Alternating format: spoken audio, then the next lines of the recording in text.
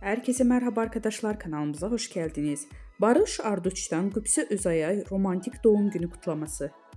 Ünlü oyuncu Barış Arduç, eşi Qübsə Özay'ın 41-ci doğum günü sosyal medya üzərində romantik bir paylaşım yaparak kutladı. Çiftin bu özel anı takipçiləri tarafından büyük ilgi ile karşılandı. Barış Arduç ve Qübsə Özay 2014-cü yılında Dilha adlı film setində tanışarak aşk yaşamaya başlamışdılar. 2020-ci yılında evlənərək bu özel ilişkilərini taçlandıran çift 2022-ci yılında isə büyük heyecanla beklədikləri kızları Jan Asya'nı kavuşmuşdu.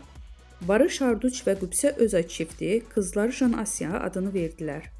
Özel hayatlarının gözlerden uzak tutmayı tercih eden ünlü çift, zaman zaman ayrıldıkları iddialarıyla gündeme gelmişti. Ancak bu iddialara yanıt veren çift, bir tatilde Alaçatı'da birlikte objektiflere yansıdı. Denizde birlikte giren ikili kendilerini görüntüleyen gazetecilere el sallayarak samimi bir şekilde selam verdi.